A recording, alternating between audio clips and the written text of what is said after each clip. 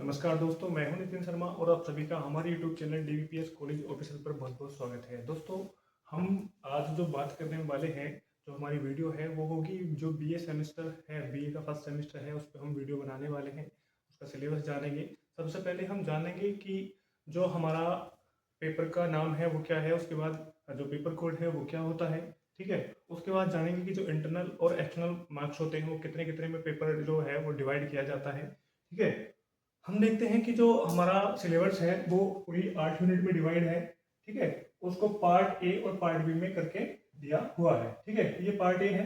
उसके बाद हम देखेंगे तो पार्ट बी यहाँ से स्टार्ट होता है। जो यूनिट हमारी 5 शुरू होती है वो वहां से वो क्या होती है, यूनिट नंबर 5 से क्या है हमारा पार्ट बी स्टार्ट होता है। तो सबसे पहले हम देखेंगे जो पेपर का नाम है वो क्या है। जो पेपर का नाम है कंसेप्चुअल एस्पेक्ट्स ऑफ वार, ठीक है। कंसेप्चुअल एस्पेक्ट्स ऑफ वार के नाम से इसको जाना जाता है। जो नाम है इसका, पेपर का नाम है, ठीक है। और जो इसका पेपर कोड है वो है A120-100A टी इसलिए लगाया जाता है क्योंकि थ्योरी है, ठीक है। और जब हम प्रैक्टिकल का प्रयोग करते हैं तो प्रैक्टिकल में हम क्या है, पी का प्रयोग करते हैं, ठीक।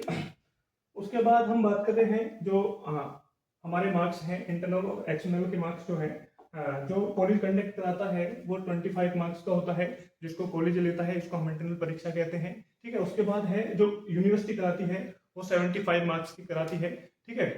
तो इसमें जो क्वेश्चन पूछे जाते हैं, किस तरह से पूछे जाते हैं, किस टॉपिक पे हमको इसमें अध्ययन करना होता है वो हम इसमें जानेंगे। तो सबसे पहले देखेंगे हम यूनिट जो पार्ट ए है उसकी यूनिट फर्स्ट है, उसका देखेंगे कि उसमें क्या क्या दिया हुआ है। ये है हमारी यूनिट फर्स्ट है, ठीक है। यूनिट फर्स्ट में जो हमारा दिया गया है पहला टॉपिक, इसमें क्या है, कंसेप्चुअल फॉर्मुलेशन, ठीक है। यानी युद्ध का जो अवधारणात्मक अध्ययन है उसके बारे में जानेंगे। सबसे पहले जो इसमें पहला टॉपिक वो दिया है meanings and definition defence and strategic studies, यानी जो रक्षा एवं सामरिक अध्ययन है उसका अर्थ के बारे में जानेंगे, ठीक है। उसकी परिभाषा के बारे में जानेंगे। साथ के साथ इसमें बताया गया है कि relevance and significance relationship with author discipline of study, यानी जो हम रक्षा अध्ययन की बात कर रहे हैं उसका अन्य शास्त्रों से क्या संबंध है, उसकी क्या उपयोगिता है, क्या उसकी प्रासंगिकता है, ठीक है। ये सब चीज क्या है हम इसमें पहले पॉइंट में जानते हैं। उसके बाद क्या है, दूसरा टॉपिक जो इसमें दिया गया है वो है युद्ध, ठीक है। वार की परिभाषा, मीनिंग्स एंड बेसिक कंसेप्ट, यानी युद्ध क्या है, युद्ध की परिभाषा के बारे में जानेंगे, उसकी अवधारणा के बारे में जानेंगे, और उसके साथ साथ जो है जो हमारे बेसिक कंसेप्ट हैं उनके बारे में जानने का हम इसमें प्रयास करते हैं। दूसरी बात इसमें आगे दिया है understanding various causes of war, ठीक है। युद्ध के जो विभिन्न कारण हैं, किन कारणों से युद्ध होता है उनको जानते हैं। साथ के साथ देखते हैं कि बेसिक कंसेप्ट यानी war, campaign, battle strategy, tactics, ठीक है, सिक्योरिटी एंड डिफेंस, यानी जो हम युद्ध लड़ते हैं तो युद्ध के अंदर बहुत सारे ऐसे अभियान चलाए जाते हैं, ठीक है, बैटल लड़े जाते हैं, तो जिनका जो बड़ा स्वरूप होता है वो क्या है, युद्ध कहलाता है, ठीक है। तो हम इनको अलग अलग करके पढ़ते हैं उसमें कि कैंपेन क्या होता है, बैटल क्या होता है, स्ट्रेटेजी क्या होती है, टैक्टिक्स क्या होती है, और जो हमारा सिक्योरिटी है और डिफेंस में क्या रिलेशन, मतलब क्या अंतर है, ठीक है।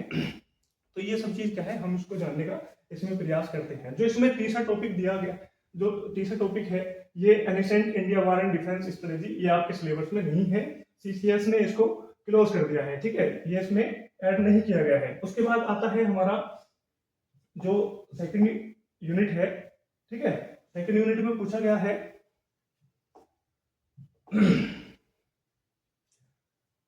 जो हमारी सेकंड यूनिट है उसमें पूछा गया है प्रिंसिपल ऑफ वार के बारे में, ठीक है। युद्ध के सिद्धांत क्या होते हैं, ठीक। प्रिंसिपल ऑफ वार, युद्ध के बहुत सारे ऐसे सिद्धांत होते हैं जिनके द्वारा हम जिनका प्रयोग युद्ध में करते हैं और उन सिद्धांतों के आधार पर हम युद्ध को लड़ते हैं, ठीक है। सबसे पहले हम देखते हैं कि जब युद्ध लड़ा जाता है तो एक कमांडर के द्वारा एक निश्चित लक्ष्य को चयनित किया जाता है, ठीक है, जिस पर निरंतर हमको कार्य करना होता है। दूसरा जो हम अगर सिद्धांत की बात कर रहे हैं तो दूसरा क्या है, आक्रमण को ले सकते हैं। जब तक कोई भी राष्ट्र या शत्रु पक्ष या कोई भी पक्ष हम आक्रमण नहीं करेगा तब तक क्या है हम उसको युद्ध नहीं कह सकते हैं, ठीक है। उसके बाद ऐसे बहुत सारे और भी 10-12 जो सिद्धांत हैं वो दिए गए हैं, जैसे कि मनोबल को ले सकते हैं हम, ठीक है, सुरक्षात्मक कार्रवाई ले सकते हैं, ठीक है, गतिशीलता को ले सकते हैं। तो ये क्या है, ये युद्ध के सिद्धांत होते हैं जिनको युद्ध में प्रयोग किया जाता है और युद्ध को जीतने का प्रयास किया जाता है, ठीक है। उसके बाद आता है जो नेक्स्ट टॉपिक दिया गया है, war as an instrument of policy past present and future,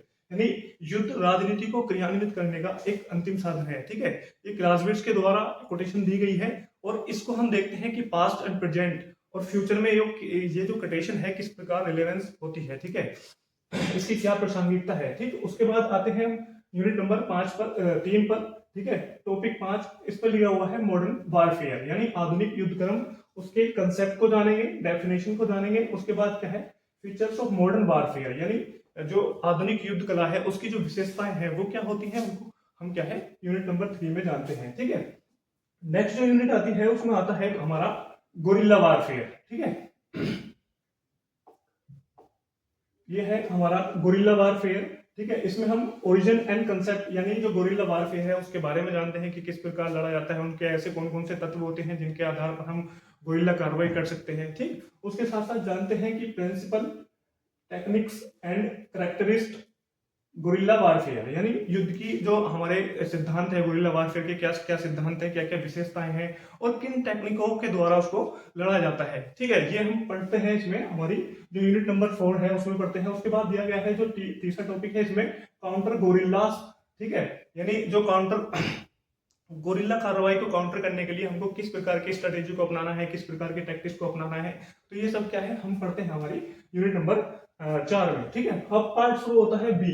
ठीक है, पार्ट बी शुरू होता है जिसमें दिया गया है जो पहली यूनिट है पार्ट बी की, उसमें साइकोलॉजिकल वारफेयर के बारे में दिया गया है। ठीक है, साइकोलॉजिकल वारफेयर यानी मनोवैज्ञानिक युद्ध क्रम के बारे में जानते हैं। इसमें हम पहला जो टॉपिक है defence and definition and concept, उसके बाद दिया है फंक्शन एंड लिमिटेशन यानी जो हमारा मनोवैज्ञानिक युद्ध है उसकी परिभाषाओं के बारे में, अवधारणा के बारे में, उसके साथ साथ जो वो किस प्रकार से कार्य करते हैं मनोवैज्ञानिक युद्ध में, और उसके साथ साथ क्या है उसकी क्या क्या लिमिटेशन है, ऐसे कौन कौन से तत्व हैं जिनके आधार पर हम मनोवैज्ञानिक युद्ध को लड़ने का प्रयास करते हैं। ठीक है, जिनके आधार पर।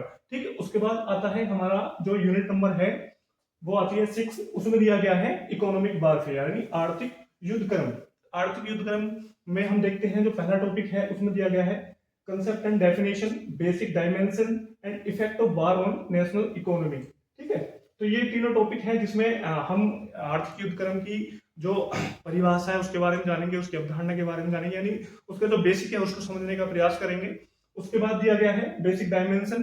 ठीक है, फिर क्या दिया गया है effect of war on national economy यानी जो युद्ध है, युद्ध के हमारी जो राष्ट्रीय अर्थव्यवस्था है उस पर क्या प्रभाव पड़ता है। ठीक है, वो सब का है हम इसमें जानने का प्रयास करते हैं। ठीक है, नेक्स्ट यूनिट की हम बात करते हैं तो उसमें आता है हमारा न्यूक्लियर वारफेयर। ठीक है, न्यूक्लियर वारफेयर यानी परमाणु युद्ध क्रम। उसमें पहला जो टॉपिक दिया गया है यह है beginning of nuclear era and effects on nuclear explosion.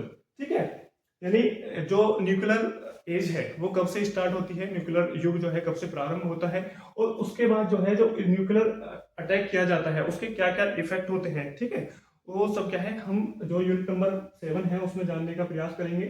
उसके बाद क्या है nuclear strategy and deterrence and massive retaliation यानी जो हमारी परमाणु रणनीति है वो क्या होती है, डेटरेंस क्या होता है यानी न्यूक्लियर हम डेटरेंस की बात करते हैं, परमाणु बहादुहन की बात करते हैं। तो ये क्या है बहादुहन, सबसे पहले अगर हम क्लियर करना चाहें तो ये है बहादुहन किसी धमकी को देना होता है। ठीक है, जैसे कि अगर हम बात करें पाकिस्तान के द्वारा हमको बार बार धमकी दी जाती है, भारत को बार बार धमकी दी जाती है कि हमारे पास न्यूक्लियर वेपन्स है, अगर आप हम पर कोई भी कार्रवाई करोगे तो हम उसको यूज कर सकते हैं आपके ऊपर। तो ये क्या है न्यूक्लियर डेटरेंस है यानी हमको धमकी दी जा रही है। ठीक है, उसके बाद क्या है मैसिव रिटेलिएशन। ठीक, मैसिव रिटेलिएशन का मतलब ये है कि अगर हम पर पाकिस्तान द्वारा आक्रमण किया गया न्यूक्लियर वेपन से तो हम उसके विरोध में जो आक्रमण करेंगे वो हमारा क्या होगा, मैसिव रिटेलिएशन होगा। ठीक है, तो ये हमारी 7 यूनिट है।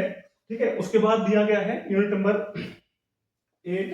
ठीक है, जिसमें दिया गया है केमिकल एंड बायोलॉजिकल वारफेयर।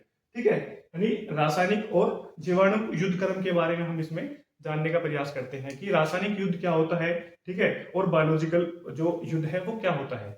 इसमें सबसे पहला जो टॉपिक है उसमें दिया गया है डेफिनेशन एंड कंसेप्ट यानी हमको उसकी परिभाषा के बारे में जान लेना है, उसके कंसेप्ट के बारे में जानना है।